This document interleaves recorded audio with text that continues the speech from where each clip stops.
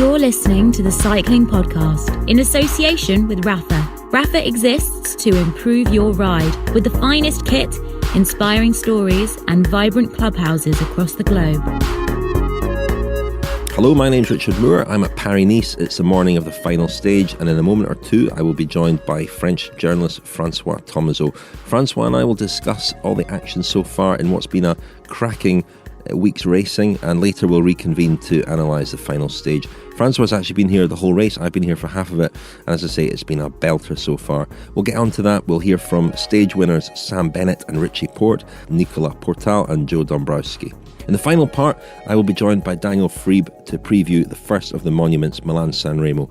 And on that subject, you will also hear in this episode about a brilliant Rapha Monuments competition with the chance of winning a cycling holiday with the Rapha Cycling Club on the French Côte d'Azur. Lots of clothing up for grabs too. There's a lot to pack in, but before we get on to any of that, let's hear Lionel Birney's news roundup. Over to you, Lionel. It's been a week or so of very entertaining racing, both at Paris-Nice and Tirreno-Adriatico. First in France at Paris-Nice, a brilliant final stage saw Alberto Contador trying to unseat Sky's Sergio Henao, and he came within a few seconds of doing it. Henao's winning margin was just 2 seconds in the end.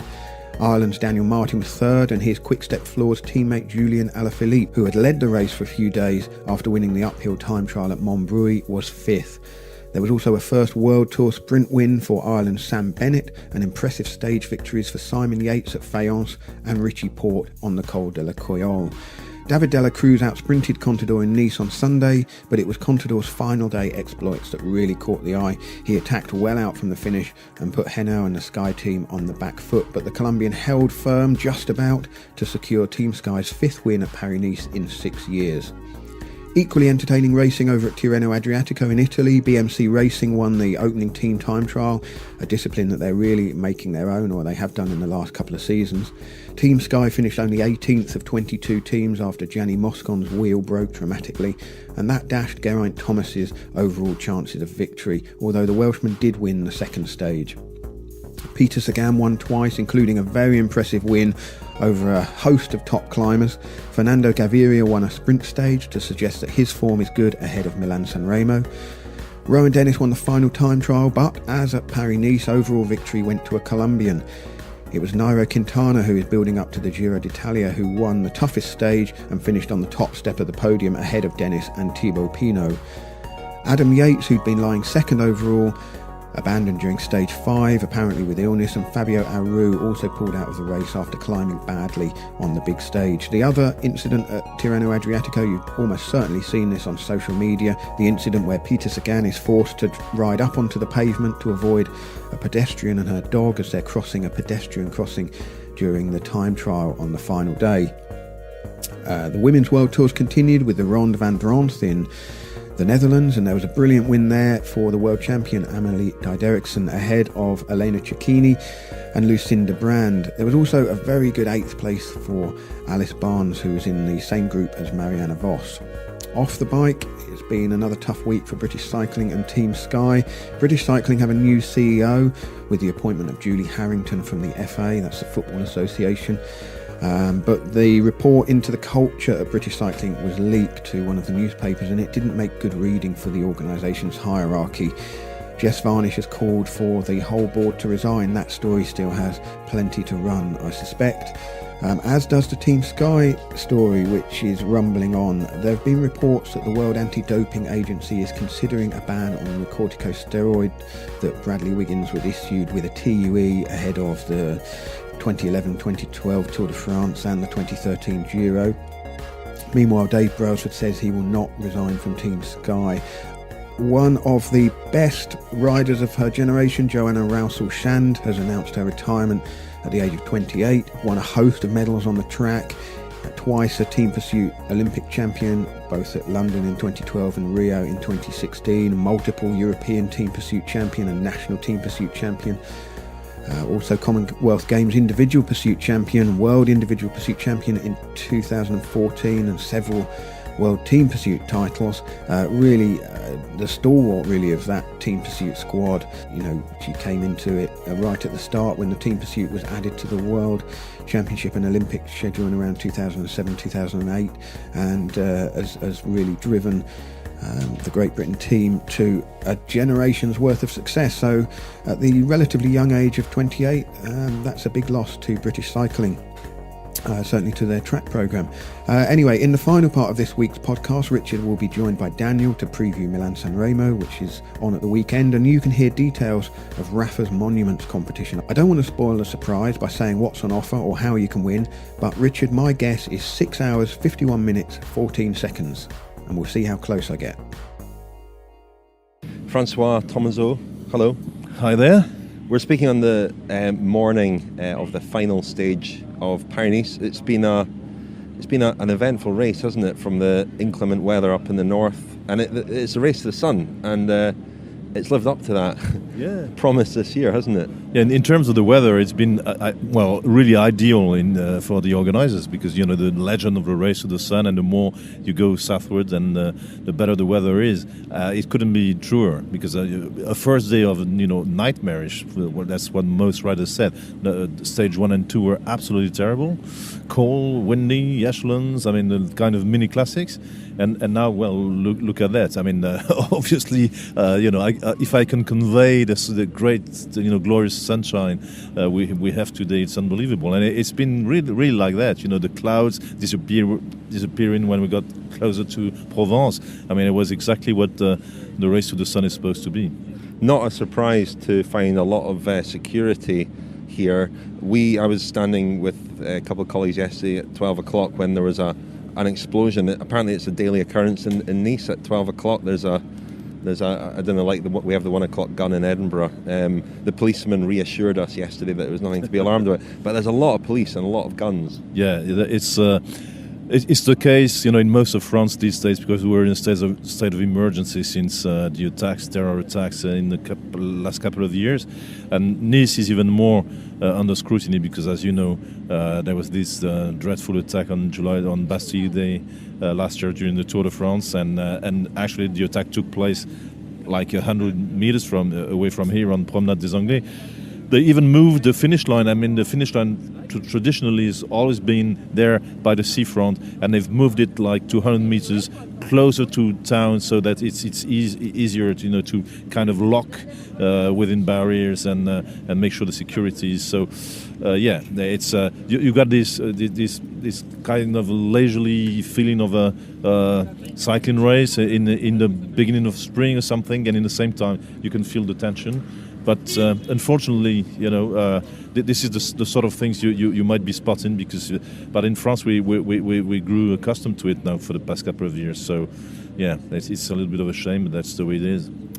The race yesterday, obviously, highest summit finish ever for Paris-Nice, and we saw a really good race. I say a good race. It was. I felt at the end when Sergio Henao, who's now in the yellow jersey, cracked. It was more a case of him going backwards than Alberto Contador going forwards. Contador didn't look to me like a vintage Contador, but there was a lot of hope going into the stage that Julien Alaphilippe, the great French hope, would hold on. And there's still a lot of uncertainty about what kind of rider he is and will turn out to be. Disappointment, do you think, that he wasn't able to hold on to the yellow jersey yesterday? Had you asked me the same question at the start of Paris-Nice, I would have said no. Nobody really expected him to be so good in high mountains. But after what he did at Montbrouilly in a time trial, we started to believe, everything was possible with this guy. And in many ways, we don't know what the limits of Alaphilippe are. But still, from what we know about him, and he's a great rider, probably a true champion. The problem is probably more the Jalabert type, the Sean Kelly type, the kind of rider. Well, normally you should win Liège-Bastogne-Liège, Flèche Wallonne, that kind of that type of race. Maybe this, because Sean Kelly won it many times, but he could win a normal edition of Paris-Nice, not an edition of Paris-Nice with a 15-kilometer mountain pass at 1,700 meters high. So no, I don't think it was really a disappointment. Probably for him, it was a little bit. I doubt Julien Alaphilippe will ever be the kind of climber that Richie Porte is or Alberto Contador is. So no, yesterday's disappointment in many ways was the stage itself, because apart from Richie Porte, who was absolutely excellent and very, very impressive. All the others were kind of below par. I mean, as you say, Alberto Contador is probably not the rider he used to be. Henao cracked a little bit in the finale. Hats off to Richie. It's a shame that he actually cracked so much in the first couple of stages, because yesterday was a great performance. Okay, well, a rider who has shone this week is Sam Bennett, the Irishman on the Bora-Hansgrohe team. Bennett has been promising a big win for a long time. He's won a few races, but a stage win at Paris-Nice is his best so far, and it was against world-class opposition. The likes of Marcel Kittel were here, Andre Greipel as well. The other morning, I spoke to Sam Bennett. Here's what he had to say. Things have changed quite a lot. You must be delighted with your win this week. Yeah, something I've been trying to do for the last at least 2 or 3 years is the next step that I was looking for, and it was really hard to get, and it just finally came together this year. And you can see, like, with the team stepping up and with Peter coming on board, that the resources, the information, the people behind it all, and when you put it all together, the results show, and I think it's have to get me to another level at the moment. So it's just now I have to try and not be greedy, not try and get more form or get lighter or whatever, just hold where I'm at and just try and go from here then. What went right for you in the sprint of the day? Because you took some great scalps there. Did you just find yourself in the right position? Do you feel that you've really moved up to another level this year? Well, I did my first altitude camp this year and flying after, and I think that really helped. And that's part of it. I think I've gone pretty well. I made it over the Cat 1 climb yesterday in the front group, and it was the first one, and I was really surprised at that. So I think the shape must be better. But I think positioning is one thing that's hard. Like Patrick and the guys did a great job the other day, and I changed a bit of the gym work. Last year I think I made myself a bit slower, and this year I'm after getting the speed back. So all I needed to really do was get the engine stronger, and then get to the finish fresher, and then I can go quicker. How big an influence has Peter Sagan been? You raced with him down under, and I know you were on the altitude camp with him. I was speaking to some people on the team who said that he's been a really great influence on you in races, and encouraging you to maybe believe in yourself a little bit more. I think first day he helped lead me out. I didn't want to do it, and then he told me that I had no choice, that they were doing the sprint for me, and I think when he had believed in me, that it kind of gave me a bit more confidence. And then also when you see how calm he is, he's not even stressed in the last 500 metres. Like, if it happens, it happens. If it doesn't, it doesn't. But he's like, when you stay relaxed, it normally opens up again. So I think from that, just try to relax a bit. What's he like, away from the races? What was he like to spend time with away at the camp? Yeah, he's a great guy, but he's so normal. He's always messing, and he tries to make it fun.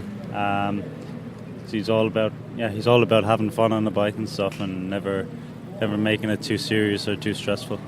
Do you get the feeling that if you and he are at the sharp end of races, and he thinks that you've got a better chance than him, you could be quite a dangerous combination, the pair of you? I think so. I think maybe even next week at San Remo, he's flying, and if I can get over the last 2 climbs and I'm there at the right position, I think if I could get going at 400 or 300, I don't think anybody can beat him then. So I'm looking forward to seeing what we can do there. You mentioned you climbing yesterday. Performances like that must encourage you to think that a race like San Remo might be one that's within your reach. Yeah, for sure. Like the other years I kind of really messed up my form, and this year it's coming together nicely, so we'll see how it is. Today actually I'm just slightly holding off a little bit of a cold, but hopefully I keep that at bay and it should be good. The Cycling Podcast is supported by Science in Sport. Science in Sport, fueled by science. Thank you very much to Science and Sport, who sponsor this cycling podcast. You can get 20% off Science and Sport products if you go to scienceandsport.com and enter the code TCP20 at the checkout. It doesn't work in conjunction with other offers, but for everything else, 20% off at the checkout. And a little reminder that we are, in conjunction with Science and Sport, offering a £14 goodie bag to UK-based friends of the podcast. Thank you very much to everybody who has signed up in the last week as a friend of the podcast at thiscyclingpodcast.com. For £10, that will get you 11 exclusive friends specials. The next one coming up very soon. And if you're in the UK, you'll get your £14 goodie bag with gels and bidon and so on. Thank you very much once again to Science and Sport. So, François, we're now talking at the end of the day. The sun is setting over Nice. It's getting very chilly actually now. The Navy boat patrolling the waters out there still. But what an exciting final stage. Almost an exact replica of last year with Alberto Contador on the attack. He stayed away this time. And it was Geraint Thomas last year, Sergio Henao this year for Team Sky, who just managed to cling on to the yellow jersey. Yeah, it looked pretty similar on paper. Remember that last year, the guy who really helped Geraint Thomas to win it was Sergio Henao. So he was back in it this time, only fending for himself. And when I say fending for himself, he was really fending for himself, because he found himself on his own on cold days and in the descent when Sebastian Henao, his cousin, and David Lopez, finally couldn't help him anymore.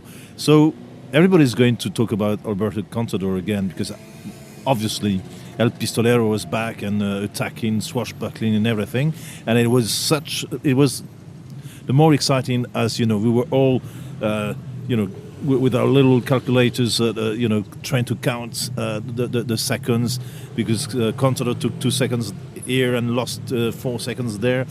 But first of all, I think Henao really deserves plaudits and congrats, because he really played it safe. He rode like a leader. He never panicked. He was attacked from all sides. He stayed calm, collected, and finally won. So really hats off to him. I mean, Sergio Henao has been a sort of nearly man for a long time. Think back to the Olympic road race where he crashed with Nibali when he was away in a move that would probably have won him a medal. He's had a lot of bad luck in his career. He's been knocking at the door. There's always been a question about whether, what sort of rider he is really, whether he belongs in that sort of A category of stage races. This is his big win. He's 28 now. He was at the limit today, and certainly his team was at the limit. I think the toll of the week we mentioned in part one, just the bad weather at the start of the week, I think that's left a lot of very tired bodies, some ill bodies as well. I think, although it perhaps wasn't the strongest Sky team here, people were probably surprised to see him with only 2 teammates remaining for much of the stage after Contador's attack, and then of course 20 Ks to go. Both Sebastian Henao and David Lopez melted away. Quite a surprise, really. Yeah, because when you look at the team, actually, with Nieve, Lopez, Sebastian Henao, well, even Luke Rowe, we know he had knee problems, but even with Rowe there was no flat section today. But I mean, in the first part of the race, it was a good enough team to win. Well, it was actually good enough to win, and a friend of mine was making remarks. Was making remarks that actually on the second day of racing, when Contador was trapped, he lost 50 seconds to Henao, and Henao was in the right echelons. He rode like a Flemish rider. So probably the win was decided in the first couple of days, and maybe not in the spectacular descent of Col d'Ez. And by and large, the Team Sky performance was we're so used to them dominating, that probably it was a little bit less impressive than usual. But at the end of the day, they did what they had to do. They did well yesterday, and there you are, And Henao was big enough to fend for himself today, even when attacked by someone like Contador. So the overall, and let's face it, their record on Paris-Nice is even more impressive than the Tour de France. The last 6 years, they won it 5 times with 4 different riders. Well, it says a lot about their abilities and their capacity to dominate the season. We have the impression that Team Sky is all for the Tour, but no. Well, I mean, they won Paris-Nice, they won Tour de Romandie several times. So actually, they're as a team throughout the season, they're here. I mean, you mentioned Luke Rowe. One or two people at the Team Sky bus after the stage saying that Luke Rowe won the race for Sergio Henao. Not today, but on the crosswind stage, where I think Henao got 55 seconds, but much of that was down to the driving of Luke Rowe, who was in great form. I mean, we should pay fulsome tribute to Alberto Contador. He's an aging warrior, but there's the life in the old dog. Yeah, I said earlier that I didn't think he was at his best. He's not quite as fluid and as fluent as he's looked in the past. It's hard out there, it's tough, and today was a real grind. But he rode tremendously well. I mean, for much of the stage it was him against Henao, and it looked at the top of the Col d'Ez before the descent as if he would do it. The descent was maybe just too long, and one or two guys in that group behind sniffing the chance of a stage win. I want to mention Michael Matthews as well. We'll hear from him in the final part, but he did a terrific ride today. Team Sky, of course, embattled, beleaguered. The boss, Dave Brailsford, made a flying visit over to the race today, but kept a fairly low profile, not surprisingly, given all that's going on. We talked about this a lot last week, but we'll hear in a moment from Nicolas Portal, who I spoke to the other day about that. But wondered from your point of view, François, how that story is playing over here in France, the story about Team Sky. You're shaking your head.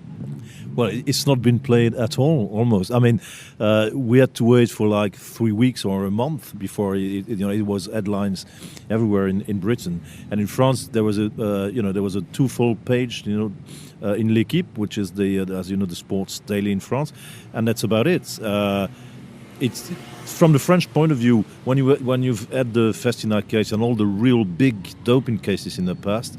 And like Richie pointed out in an interview we made earlier in the day, at the end of the day, there was no real doping cases. You have TUEs, you have legal, everything's legal. You have, that's right, that ethical infringements. But in the world of cycling, the way it's been for the past 30 years, it's kind of a luxury to be able to complain about ethical infringements when actually so many riders, broke the rules, broke the ethics, broke everything. So, in many ways, we have the impression it's a little bit overplayed. The support for Team Sky has seemed to us a little bit over the top at times, and now the way the support turned into kind of hatred looks a little bit overblown as well.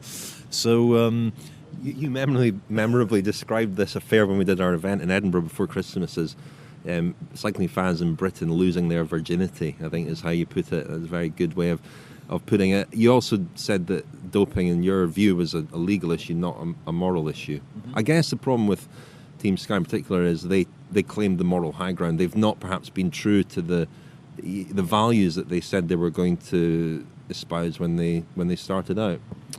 Team Sky is all about marginal gains. So to go as far as the law allows you to go is in the same mold as testing the equipment as far as you can, testing the bodies as far as you can. So testing the rules as far as you can is probably part of marginal gains. And they probably tested the press as much as they could and went a little bit too far about it. But what can I say? It's a little bit embarrassing when you think about it. Yesterday we were up in the mountains in Roubion, and Sergio Henao pledged support for Dave Brailsford, saying, I've been there, I've been through there. You remember that Sergio Henao had this problem with his biological parameters, and there was questions whether was it doping, was it scientifically different because he lived at altitude. So, but to to put things in perspective, I remember Thomas Dekker, the Dutch rider, a couple of years ago, 10 years ago, winning Romandie, I think, and dedicating his win to his Italian doctor. Well, it's not exactly the same here, but it says it says a lot about the difference between the two situations. You had Thomas Dekker, I was almost going to say the renowned doper, dedicating his victory to the doctor who gave him drugs. And here we have Henao, who had problems with. How could I say? It's not really doping problems yet. He's been sidelined a couple of times because, there were certainly causes for concern in his biological passport and his blood test. Never got a full explanation for that. We were always promised a report. There was studies carried out into that, I think, at Sheffield University. We've never had the report into that, but they were satisfied that there was no doping offence and he was allowed to resume his career. The other day, François, I spoke to your countryman, Nicolas Portal, who's been involved at Team Sky from the start, first as a rider, now as a DS. I wanted to ask him just how all these stories, all the headlines were affecting the riders. There's obviously a lot of talk around Team Sky at the moment. I mean, how is that affecting the riders? Is it affecting the riders? They must be very aware of the coverage. Well, obviously, to be true, we are aware about you guys, what you are telling us, because the season starts pretty like for a good month now, and we are going into all the week races, and it's pretty tough for us. We are really focused. I think it's making a lot of noise in UK, in France or Spain or Italy, obviously, except this week because we have the first World Tour races, so everything is sparkling, on the media.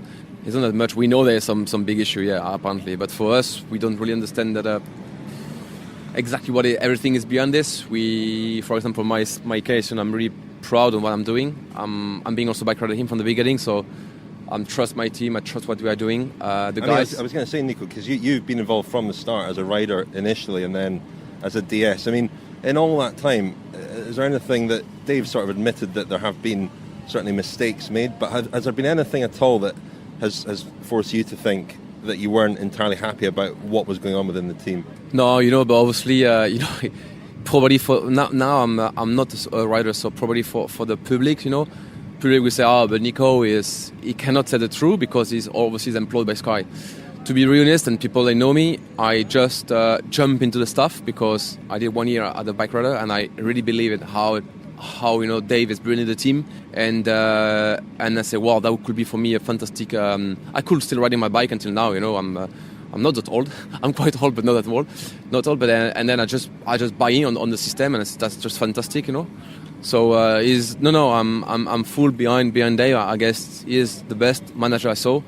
I still have some experience now, on the bicycle. I started this bicycle from 14 years old, and I've been in 3 big teams, AG2R, Movistar and here, and they're all really big managers, really good. But I need to say, maybe Dave is not the guy who is know everything about cycling from the beginning, but he's super smart and how he bring people in the right place, building a motivation on the human management. Yeah, it's really good. Yeah. So some of the stories that we hear about British cycling and Team Sky, there's a very kind of ruthless culture, a culture where there's a lot of pressure on you to win. I mean, has that been your experience, or have you experienced that in a positive way? Yeah, no, that's exactly the thing. Well, obviously, I've never been in British cycling, and for us, it's something like we cannot really understand. I get the feeling the same maybe for Pete Kennel or Jay, where they are, whoa, they've been in British cycling on the British Academy, and for us, I don't think. I mean, you can also try to ask the riders they went before with us, but I think everybody is happy to work here. We are creating our own spirit, I guess, if you can say that like this. And to be honest, when we look all this kind of, I don't know, you said in English, this attack, whatever. It sounds like for me, I cannot see the same person I can work every day with him. So and it's the same for us as with the bike riders. And just to reflect what we're doing, we are not affected because we see almost, like Sergio now is on a perfect place. Every day is perfect for us. We are really focused on the race, and that don't affect us. It's just like, it's just annoying. But it must be worrying as well about, the future of the team. Well, the thing is like, in any job, if you do your job well, and if you, in French, integrate, and you're honest, you will have find a job anyway. And if you can work, if you can keep winning like with us, we still now, we came with a team B. I heard for some other media, and we can see the small Colombian. He's been really good on the crosswind. He's like a small flyut, small Belgium guy. So we're really proud of him. And now we just assure so that this is really strong, and we just focus on this race. And I think we're really happy to be there. So that was Nicolas Portal. Getting on with the job, I suppose. This morning, you and I, Francois, we spoke to Richie Porte, the BMC rider, winner on Saturday, of course, the mountain top finish, former winner of this race, former double winner of this race, and he's wanting to get something off his chest just about the coverage around Team Sky. So here is Richie Porte. The team, they never lost faith in me, and the guys yesterday were brilliant. They worked fantastically well for me, so it's nice to come away from the race and salvage a little something out of it. I heard that, they just let me ride away, but I don't think they just let you ride away if you sort of hit them a few times and they've come after you. I think I'm climbing really well, which is, it's good for this time of the year when I've not been, my regime's been good at home, but not what it can be. So it's good signs so early on in the season. But, Alberto is always good. He's always here to race. Sergio Henao is in fantastic shape. And Daniel Martin too. He was really impressive yesterday. Yeah, look, I think with Sky, the thing with them is that they wanted to win basically everything. So, it's taken on a little bit less importance now that I've come to this team as a leader, whereas in Team Sky I was just one of the helpers. But if you could win a race like this along the way, then they like that as well. But I sort of came here this year looking to win. I knew that I was in good form, and I think I showed that the last 2 days. But the disaster of Monday happened, so we are where we are. But it's disappointing to have not won the race. Yeah, look, last year was an absolute disaster in so many aspects, but I think what I learnt was that when things don't go to plan, you don't have to throw the toys out of the pram, so to speak. So I think I showed that yesterday and the day before too, winning the stage, being third on the stage, that even though things don't always go according to plan, let's face it, cycling, it never goes to plan. There's always something that goes on out on the road that you can still just keep fighting and get on with it and get a good result. Well, what have you made, Richie, of the coverage around Team Sky? It's obviously been a huge story back in the UK. It's your former team. What's your, what have you made of it all?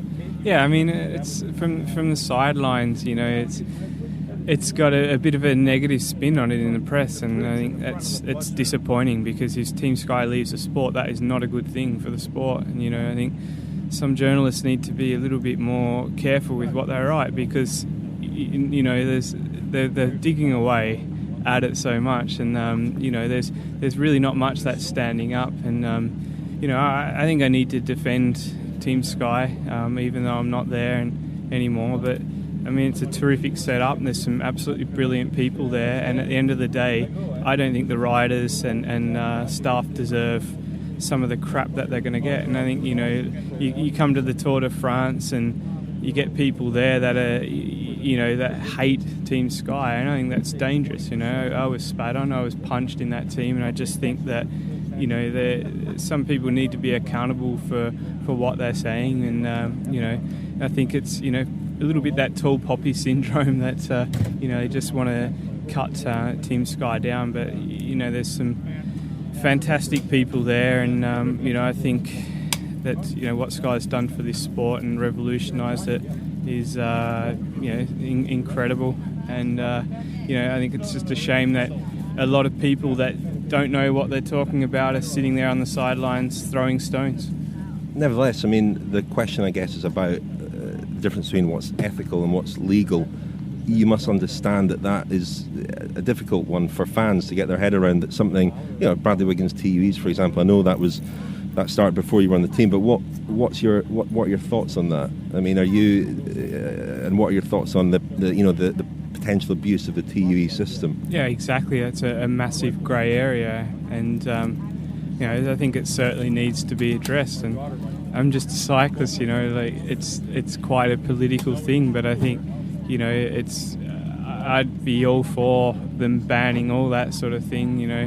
It's at the end of the day, I mean, it is what it is. It's an absolute mess, and I can see, some of the points of view from some of the fans, but at the end of the day, like, it's they haven't doped. It's not a doping thing. It's just that they're kind of maybe taking the mickey a little bit with those rules, but still within the rules. And there's people riding around the peloton that have done far worse than that, and they don't cop anywhere near the amount of flack as what Team Sky and Bradley Wiggins do. Did you feel when you were there that there was this grey area and that Sky were operating in this grey area? Not at all. Not one bit. I mean, I could put my hand on my heart and say that, and never saw anything dodgy whatsoever there. And I think, like him or hate him, I think Dave Brailsford's a lot more honest than a lot of people in the world of professional cycling. Richie Porte there, François. He was. I don't think that what he said will necessarily find favour with all cycling fans. Certainly those who feel that Team Sky have let people down. But he was clearly angry at some of the coverage around the story. I think he's a rider. He's been in the peloton for a long time. He rode for Saxo Bank. He rides for BMC. He has a different perspective, from the British fan, obviously, because he's been in other teams. He knows he was already a rider when the Armstrong story unfolded, and he saw all those guys confessing, getting banned, failing dope tests, and all of a sudden, when you put the whole Team Sky story these days in perspective, compared to the other stories he probably has seen, since the start of his career, it's very petty. I mean, there's no comparison, obviously, between the Armstrong case for one thing, or even there's no comparison between Alberto Contador's 2-year suspension for failing the dope test in the Tour de France and what's happening to Team Sky these days. So it might be true that from time to time, I'm not going to criticize the press. That's something I never do. I mean, I don't shoot myself in my foot. But I mean, sometimes we tend to put everything at the same level when actually, in the Team Sky case, sure, there's been lying, there's been strange things happening. Maybe the Henao report you mentioned, there has been loss in the computer as well. But it's all. How could I say? I'm not going to use my favorite word again, but it's it seems a little bit disproportionate with what really has been nagging and has been destroying cycling for the past 20 years. Hi, my name is Brian, and I am a localization coordinator from Rafa. My job involved making sure all the content on the website translated and localized. When all my friends went back to Hong Kong, which is where I come from, I need a sport that I can do by myself. And then I watched like a Tour de France documentary, and I was really inspired by it. And then the next day I went to cycle from London to Brighton, and afterwards it was like the best thing ever happened to me, I think. The Rafa Cycling Club is the largest global community of its kind. Members share their passion for the road through rides, events, exclusive club kit and racing. Find out more at rafa.cc. Thank you very much indeed to Rafa. I hope you like our new sound that we've got this week in the podcast. With a little bit of a spring clean, we thought we'd freshen up the sound in time for the first monument of the season, Milan-San Remo, which is coming up, and one or two riders here at Paris-Nice have shown that they might be in contention for it. We heard from Sam Bennett in the first part, and he could be a dark horse for Milan-San Remo. Who knows? His teammate Peter Sagan obviously going extremely well as well. But yeah, very grateful to Rafa for their sponsorship of the Cycling Podcast. Now, another rider I spoke to this week, another former Team Sky rider, somebody who will be very familiar to listeners to the podcast, of course, is Joe Dombrowski, now at Cannondale. They had a shocker, actually. I have to say they had a shocker this week. I mean, they ended up with 5 riders and no team bus. They were in a white sort of transit van at the end of the race, sort of metaphor for their week here. And, that they've got to Joe was a non-finisher as well. He had problems with his knee and his back after a recent crash. But the riders on that team, Pierre Rolland, Tommy Slagter, who was a very exciting talent a few years ago, just don't seem to have moved forward. And alarm bells ringing, I think, for Cannondale, still without a World Tour win for quite a while. But I spoke to Joe Dombrowski. I was interested in his perspective on what had been going on at Team Sky as well. Apologies for dwelling so long on this story, but it is the story that I think, judging by our mailbag, our virtual mailbag, our emails and so on, and thanks very much for all your correspondence on it, both good and bad. It's been very interesting. Maybe next week when I'm joined again by Daniel Friebe and Lionel Burney, we'll read out a few of the emails. Very divided opinion, but some really interesting, thoughtful responses to the story. Anyway, here's Joe Dombrowski. This is before he pulled out the race, talking about himself and what he recalls of his time at Team Sky. So Joe, we're Friday morning. You mentioned that the sun's out. Day, what is it, 6 of Paris-Nice? I think so. Five? Sunday, Monday, Tuesday, Wednesday, 6. I don't know what day of the week. The sun's coming out. We're getting close to your home in Nice. How are you doing? I mean, you mentioned when I spoke to you yesterday, you've had a problem with your knee. You had a bit of a hard day yesterday. What's the sort of form of fitness like at the moment? Right now, it doesn't seem to be very good. I think, I haven't looked at the results, but I've been told that I'm occupying the Lanterne Rouge spot, the much esteemed Lanterne Rouge spot. So, no, I haven't been riding great here, but looking back on it, I was meant to start racing about a month ago, and then I crashed on a descent in training, and I had some time off, and then after starting again, I had some knee problems, so they pulled me from racing, and I went to Tenerife for a while, and kind of just did some easy riding. So I wasn't sure exactly where I would be when I came here. And obviously Paris-Nice is not necessarily the ideal first race of the season. But yeah, I've been getting through it. And, I spoke to JV yesterday because obviously he's the boss. But he also writes my training. And, he was like, don't worry about it. You may come around the last few days, but if not, looking back at the last month, you kind of had things derailed a little bit. So don't stress it. We can get it fixed pretty quickly. So, and as last year, I think the Giro is a big target for you, certainly early part of the season. Mm-hmm. Yeah, that's the main goal again. I think Giro, Tour of Swiss. I do Trentino as well before, which, I want to be riding good when I'm there because you're getting pretty close. And it seems like it suits me pretty well this year. I haven't looked at the stages in detail, but it seems like it's mostly just mountain stages. I guess it's Tour of the Alps now. The other big story away from the race is your former team, Team Sky. A lot of stories around that. Is that something that the riders are talking about a lot in the bunch? Well, to be honest, these first 5 days in Paris-Nice, there hasn't been much talking because, if you've been watching on TV, it's been crosswind almost every day and bad weather, and we've had the time trial. And even yesterday, which on paper seemed like it could have been relatively easygoing, it was pretty fast. So being my first race and this not being the sort of race so far where you can sit at the back and chat and trade rice cakes, I haven't gotten too much gossip. I mean, you joined the team 2013. In your time at the team, you were there 2 years, I think. Did you ever have any sense, there's nothing proven against them at all at this stage, obviously, but did you have any sense of things going on within certain parts of the team that, it's obviously a big number of riders, staff, etc. Did you feel that, there were elements within the team where things might be going on that, perhaps would constitute, if not illegal practice, then maybe ethically questionable? Right. I guess I didn't really get that sense when I was there. You can obviously only speak for yourself.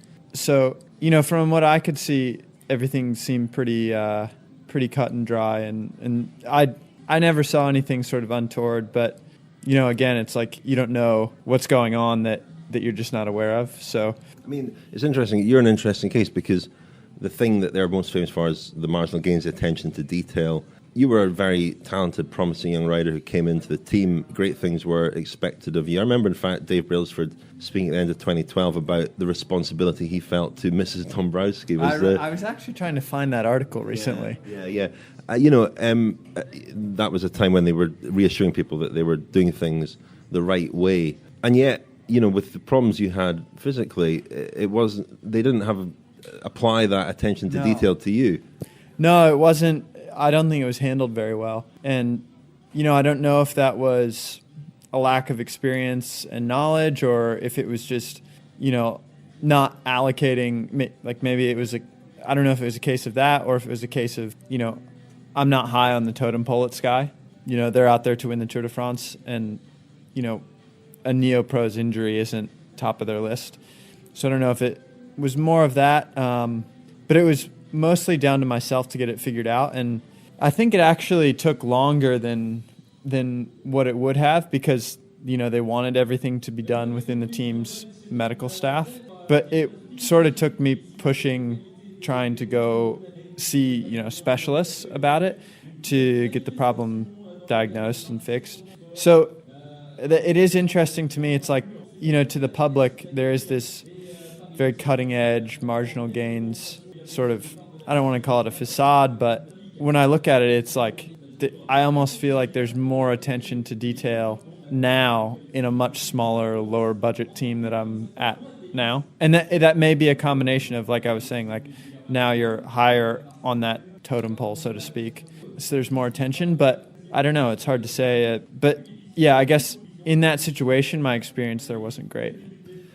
I mean, I was keen to ask you personally where you draw the line, because a lot of the discussion has been about the line, and where the line is in terms of what, we're not talking really about illegal practice here. We're talking about ethically dubious things, say taking tramadol, a painkiller that's not banned, or, using cortisone out of competition, which is permitted. How do you make these decisions as a rider? How do you, and if a doctor was to come to you and say, you can take this, Joe, you're allowed. How do you... Is it your own personal moral compass? What is it? And where do you personally draw the line? I think it has to be your own personal moral compass, because, the reality is that, there are things that are legal, or may even be, say with the case of like these TUEs for cortisone. It's hard to say whether that's legal or not, because if you're exploiting it for a non-valid reason, then it is technically illegal, right? So... But it's hard to say like what's valid and what's not, and I think that's where personally the governing body needs to step in and just come up with a better scenario for it. I mean, personally, I think in the vast majority of cases, if you need cortisone for something, which I think is relatively rare, you probably shouldn't be racing anyway, for your own health. And I know there's it's professional sport. There's a lot of pressure on athletes to perform, and a lot of pressure on teams to have their athletes perform. But maybe that's the best way for us to approach it in terms of moving forward. And I mean, me personally, it's like, I don't know. I've never taken a caffeine pill. I've never taken a painkiller in my life as a cyclist. And I'm very much against that sort of thing. And, some people might think that's silly and it's over the top. But to me, it's like, I don't think that should be a part of the sport. Like, why are you taking painkillers to race your bike, And I recognize it's legal. And is it a performance aid? Yeah, probably. But I just choose not to do that. Always good to hear from Joe. And best of luck to him as he recovers from his setback here at Paris-Nice. Francois, we want to look ahead a little bit to Milan-San Remo. We've seen a few riders. I mentioned Michael Matthews earlier. He's somebody who is certainly gunning for Milan-San Remo. And you've got guys in Italy at Tirreno, of course. Who are your picks for San Remo? It's always such a fascinating race, because it's a race where so many different riders can start with a chance. It's very, very difficult to say. You always have the same bunch of Italians in the top 10. Like we've seen Sonny Colbrelli here winning the stage, and he's had top 10 results in the past. You can never, rule out a surprise winner there. But I mean, it was obvious that some of the sprinters here in Paris-Nice were really gearing up for Milan-San Remo. From what I've seen, Arnaud Démare is very strong. He could really be a challenger to defend his own crown. The other one who was good when he decided he had to be was John Degenkolb. He has a lot to he has to make amends, and as you know, he missed lots of last season after that terrible crash. He's revengeful, he's skilled, he's gifted, he looks strong, he looks in great shape, and he has a lot of time to make up for. Degenkolb will be of course a major force to reckon with. Peter Sagan obviously will always be mentioned. There are. And today we learned this morning at the start of the stage that Alexander Kristoff had given up, didn't start today's stage. And some rumors said that he had been spotted on the Italian roads already, checking the Milan-San Remo course. So, we can't, rule Kristoff out either. But I'd say Démare and Degenkolb looked good this week, and they'll probably, if I had a little bit of money to put on somebody, I would go for maybe Degenkolb 1, Démare 2. Well, I think it was Rob Hatch, our colleague, Eurosport commentator, spotted Degenkolb the other morning out doing extra miles before one of the stages. So he's obviously been working hard for that. Francois, we should head off now. We've got transport to catch. You're just along the coast here in Marseille. Yeah, I'm not too far away from home. I mean, there's always been a rivalry between this part because that's the posh luxury part of the French Riviera, whereas Marseille is, it's the Liverpool of the South. It's I feel at home a little bit. Same fish in the plates, in the restaurants, same pastis in the glasses, a slightly different accent, and certainly lots more money. A bit more bullshit in Nice. They're full of bullshit here. I just wanted you to say it. Fantastic. Well, listen, Francois, you're going to be joining us at the Tour de France. You're going to be a member of the team at the Tour de France, which I'm delighted to reveal in this week's podcast. Are you looking forward to that? Yeah, I'm very excited about that. I was not planning to do the Tour, actually, this year. For the first time in 30 years, I decided I might spend a little bit of time on the beach in July and write a couple of books, maybe. Yeah, but I mean, the experience we had in the winter, touring London and parts of Scotland to discuss cycling was, really a very fine moment. And I'm really delighted to be part of the team. I mean, it's an honor. I'm really, I'm thrilled, and it'll be fun. Become a friend of the podcast to access 11 exclusive shows for just £10. To sign up, go to thecyclingpodcast.com. I've bid adieu to François Thomazeau. Well, I did so a couple of days ago, and I'm being joined now by Daniel Friebe. Hello, Daniel. Hello, Rich. How's it going? It's going all right, yes. We're going to talk a little bit, look ahead to Milan-San Remo. We're talking just after the end of Tirreno Adriatico, the other sort of pre-Milan-San Remo stage race. Before we get on to that, I should mention the competition that I mentioned right at the start, the Rapha Monuments competition. Thank you very much to our sponsor, Rapha. They're running a competition for each of the 5 monuments, which are, of course, the 5 big one-day classics. All you need to do to enter is to guess the winning time. Quite an unusual competition, the winning time for each of these races. First up, Milan-San Remo, and the chance to win a 3-day, 5-star cycling holiday with the Rapha Cycling Club on the French Côte d'Azur, including flights, a full set of Rapha Cycling Club kit, and a Rapha Cycling Club membership for a year. But the best part of this competition is that all you have to do to get a 20% discount is to enter the competition. Go to visit.rapha.cc/win. That's visit.rapha.cc/win. Enter your time by midday on the day of the race, and all entrants, as I say, get a 20% discount to use on the Rapha site or in clubhouses globally. So, well worth taking part. Terms and conditions for the competition are on the Rapha competition page. So, Milan-San Remo was won last year by Arnaud Arnaud Démare in 6 hours and 54 minutes. Daniel, what's your guess? 6 hours and 4. How is that significant? 6 hours and how many It's minutes? not. It's not. That's why it's quite an unusual competition. Right. Not guess the winner, guess the winning time. What's your guess? Hang on, did you not just give us the answer? This year? That was the answer for last year. Oh, I see. Well, I was looking at the weather forecast, actually, Rich, and it looks very similar to last year. It's going to be warm-ish, about 18 degrees, I think, and about a 15-kilometre wind coming off the sea, and maybe partly into the riders' faces as they get onto the Riviera, which will slow things down slightly. So I think it'll be very, very similar to last year. I'm going to go 6 hours, 41 minutes. That's fast. That's fast. I think 2 years ago it was around then.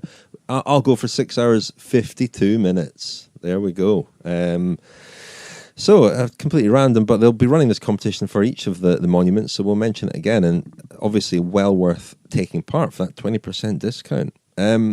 Daniel, Yes. Milan-San Remo. It's one of your main appointments of the season, I would say. Milan-San Remo. They always or they have fairly consistently tweaked the course for Milan-San Remo. Anything new or different this year? Absolutely nothing, Richard. Interestingly, I think I mentioned this on the podcast a few weeks ago. I'd had a chat with Mauro Vegni, who's the race director, who's the race director of the Giro d'Italia, also Milan-San Remo, about the course. And this winter was one of the first winters for many years in which we'd not really heard any rumours, any suggestion that the course was going to change, which struck me as curious. I put that to Mauro Vegni, and he said that, in fact, he'd changed his mind because some listeners will remember 3 or 4 years ago, it was actually after Simon Guerin's one, which was 2012, was it?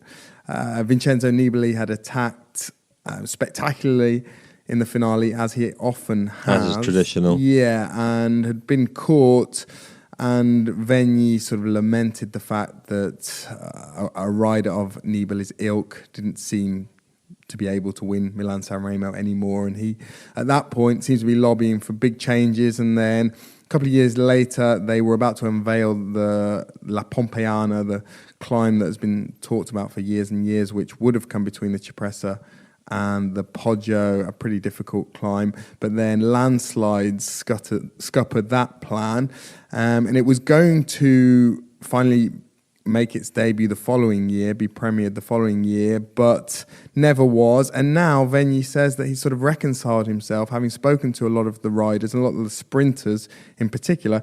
He's reconciled himself to the fact that there is really only one classic in the year, one monument that is open to the sprinters, that can be won by the sprinters, and they deserve to have their one shot at glory. And he's quite happy now for Milan-San Remo to fulfill that brief in the calendar. So it doesn't look as though there are going to be any changes for the next few years. So, I mean, we heard Francois' predictions in the last part. He fancies Arnaud Démare, John Degenkolb, both pretty solid picks, both rode pretty well at Milan-San Remo. Arnaud Démare in particular rode extremely well to win the first stage. And Degenkolb looked like he was building towards other targets. A rider I was very impressed with was Michael Matthews, his first race of the season. This has been his approach the last few years. He's started his season at Paris-Nice quite late, especially for an Australian. He misses the Tour Down Under. And he was riding for his new team Sunweb, and he seemed to get better as the week went on. He almost, he rode very well in the short time trial. He crashed there, but he rode extremely well, and rode very well on Sunday's final stage. Seemed to be climbing well, and Milan-San Remo is his big goal. So he's been close in the past, and I thought he looked very sharp. Who are you thinking, Daniel? I mean, I mentioned we've just watched Tirreno Adriatico. The irrepressible, ubiquitous Peter Sagan was Peter. He was Peter Sagan, wasn't he? He was for it. Do you know what I've done? It was a very Sagan performance. I've actually done some homework of sorts, and I've actually come up with some star ratings. You know, Whoa. L'Equipe and La Gazzetta always do star ratings on the morning of the big classics. 1 to 5. 5 obviously being the biggest favourites. Do you want my star ratings? You kept this quiet, didn't you? Been a busy didn't tell boy. me this. Been a busy I could have boy. done my star ratings. Go on then. You can disagree with mine instead. Right, should we start with 1 or 5? I think start with 1. Okay, 1. Well, I'll start at the bottom, but actually the top, as far as we're concerned, because I'll start with Filippo Pozzato. 1 star. You know, Pozzato is out in Gran Canaria at the moment. I saw that. With Because Matteo his Tozzato. team was not invited to Tirreno Adriatico, so he's been in the Canary Islands. And yesterday, his derailleur broke, his electronic derailleur broke, and consequently, he's had to train for at least one day this week, but I'd like to think the whole week, solely in the big ring, 54 chain ring. So interesting approach for the peacock of Sandrigo, Il Pavone di Sandrigo. So 1 star Pozzato, got a great record in Milan-San Remo, actually, although we do mock him on a regular basis. Philippe Gilbert, another guy with a good record in Milan-San Remo. Viviani, a guy with a poor record in Milan-San Remo. And my mate, the vanity signing, Kawasaki, tacked on that's Kwiatkowski of Sky, tacked on the Poggio descent last year. So they've all got 1 star. 2 stars, Bonifacio, Alaphilippe, Boonen, Court Nielsen of Orica, Ewan of Orica, and Fabio Felline of Trek Segafredo. 3 stars, Van Avermaet, Sonny Colbrelli, Jürgen Roelants, guy with a fantastic record in Milan-San Remo, Ben Swift, another horse for the course, and Edvald Boassenhagen. So they're 3 stars. 4 stars, Buhani Sagan. I've only given 4 stars. Christoph, Matthews, Degenkolb, Demar, and Cavendish. And only 1 rider with 5 stars. Who is, Richard? Fernando Gaviria. Fernando Gaviria. Where was that Arnaud Demar there? 4. 4, sorry, I misheard that. What do you reckon? Yeah, What are your Gaviria. thoughts? Well, Gaviria... I mean, he looks like such a. There doesn't look like to be much that he can't do. He won a stage at Tirreno the other day, of course, untested over this sort of distance. No, I suppose you could say. No, he's not untested over this sort of distance. He came 5th last year, and he won Paris Tour, which is 250 kilometers. All right. Yeah, he won. I mean, his win at Paris Tour was good. It showed real improvisation, didn't it? He didn't leave it to the last sort of kick. He went pretty early. A move like that could work at Milan-San Remo. Yeah, I'd forgotten about last year. He's also in a very strong team, isn't he? He is. He is. Well, I've got slight reservations about that in the sense that, they've got Gilbert, they've got Boonen, and they've got Alaphilippe, and they've also got Matteo Trentin. All guys who you would think could be dangerous in their own right. The ideal tactic you would think for a team at Milan-San Remo would be to have someone who was ready to go in moves towards the end, Cipressa or Poggio, and which would then allow the team sprinter to sit back in the wheels in the main peloton and obviously not do any work. The problem with that is I think you can your attacking rider can be the catalyst, can precipitate things happening in the race, which then can possibly distract the sprinter slightly. You know, the sprinter can be sitting there in the peloton. I've heard this from riders before. They're sitting there, they're not sure whether it's all going to come back together. They're not sure what other teammates are going to do and how they're going to be able to help them and how they're going to react. So if you imagine a situation where Alaphilippe goes on the Poggio, which you would imagine he's probably only in the team with a view to making some kind of move or marking moves on the Cipressa and the Poggio. You imagine Gaviria sitting there in the bunch.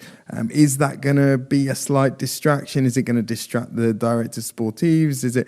It could create uncertainty. I mean, I just noticed in the finale last year, and I've noticed this on numerous occasions in the past, that there tend to be moves go on the descent of the Poggio and at the bottom of the Poggio. This is kind of the last chance saloon for guys who are not pure sprinters. And Sagan has typically followed those moves and he's been in amongst those moves. Cancellara's done that in the past as well. But often those guys do not end up doing particularly good sprints, even if they're not expending too much energy in following those moves and being in and around those moves. The guys who tend to do the better sprints are the guys who have been in the bunch the whole way and come from behind and have really, I suppose, been focused on the kind of sprint they're going to do the whole time and not really been thinking about following moves and watching what else is going on. They really put all their eggs in the one basket, which is the sprint basket. And I think that's been Sagan's big weakness over the years. The problem that Sagan has is that he could win in numerous different ways. And I think sometimes he's been a little bit indecisive and maybe spent too much energy messing around and worried that someone's going to nip away at the bottom of the Poggio. So I think he really should try, and maybe will try, a San Remo where he simply sits in the wheels. Yeah, just leave it, just play a waiting game, which maybe doesn't come all that naturally to him. Mark Cavendish, 4 stars. So has he been bluffing at Tirreno? As he did in 2009 when he went on to win Milan-San Remo? He's almost been a spectator, it seems. Yeah, I mean, he's had some illness certainly at the start of Tirreno. But as for the theory that he's been bluffing, I mean, you mentioned 2009. He's also done that in subsequent years. Not always, but... How do we know if he's bluffing or just... Because he's only won Milan-San Remo once. So that's the only year we know categorically he was bluffing. He was bluffing. But, I think... Cavendish, we've seen over the past few years that his focus has been ever sharper on the big races, and he tends to treat everything that comes before and after as a preparation, as a build-up race. So I certainly wouldn't rule him out. He wrecked the course with Bora-Hansgrohe a couple of weeks ago. Bora-Hansgrohe doesn't have a particularly good record in Milan-San Remo, but was in the shake-up last year. They've also, they've got an interesting team, a team that's riding well. Janssen van Rensburg has been very strong at the start of the season. Steve Cummings is a guy who I think has a good San Remo in him. He was pretty prominent in the finale last year. He's the kind of guy who... if he went around about the Cipressa or even before the Cipressa, he's one of the very, very few guys in the peloton who you would think might be dangerous from that position. We've seen so many moves go. But you would imagine he will be alert to that with his track record. Now he's obviously riding well though. He rode a very strong time trial in the final stage of Tirreno Adriatico. Is a good indicator that he's in form. There are there are so many riders who can win this race, but it seems to me there are a greater number than ever of what you would call, non-pure sprinters. These Degenkolbs, Matthews, Christophs, Gavirias, Sagans, really fast finishers who can, who are just more than just pure kind of sprinters who would excel on flat stages. Yeah, absolutely. And there are a couple of other riders who perhaps wouldn't usually be in the very top echelon, but whose record in Milan-San Remo is such that you can't write them off. Guys like Ben Swift, who was second last year, and Jürgen Roelandts as well, is a guy who tends to reserve his best performances for Milan-San Remo.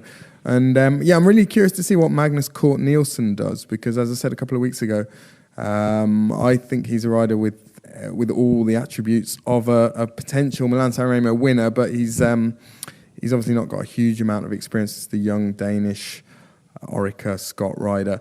And they've got Ewan in the team who's had some problems in the build-up to the race, hasn't he? Pulled out of Tirreno. But it'd be interesting to see how they play their cards as well. You didn't mention Sam Bennett, who we heard from earlier in this episode, and Sam Bennett, has proven himself against the best. He's still... He was certainly talking about Milan-San Remo as a race. He's curious to see how he fares there. If he gets to the finish, if it's a fairly big bunch that gets to the finish and he has a clear sight at the line, don't rule him out, I think. He's also got Peter Sagan as a teammate, of course. Yeah, and it's a race. It's a race where it's just finally that we've seen in the past with Cavendish, and we also saw with Gaviria last year, the fact that a guy is riding Milan-San Remo for the first time does not rule them out a priori. You know, we've seen debutants. It is quite a straightforward race. I mean, the big unknown, the big difficulty is really the distance. A lot of guys who have never ridden San Remo will never have ridden the distance of San Remo, never have ridden 290 kilometres in a single day in their lives, and that can be it can be their undoing. Sorts of wheat from the chaff. Well, thank you very much, Daniel. We'll be back next week to review Milan-San Remo. It's a fantastic race to watch. Always look forward to it. Just to finish up this week, can I urge our listeners to cast a vote for the Cycling Podcast at the inaugural British Podcast Awards. If you go to britishpodcastawards.com/vote, there's an open vote for I think the listener's choice is the category. So it's a kind of all podcasts are eligible for that. We're up for an award there, so please do go and register your vote if you'd like to, or vote for someone else if you'd prefer. I hope you like our new sound this week that we've got in the episode. The music is by Cannondale-Drapac. The track is called Splish, and the band is on the Hello Tor record label, co-founded by one of our producers, Tom Wally. Nothing to do with Tor Hushoft, I don't think. Thanks very much to Cannondale-Drapac for letting us use their music. You can find them on Twitter at Hello Cannondale-Drapac. That's Cantaloupé.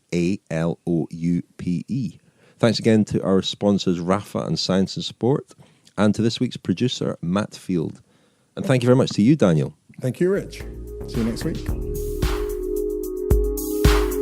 The Cycling Podcast in association with Rafa. Find us on Twitter at cycling_podcast and also on Facebook and Instagram.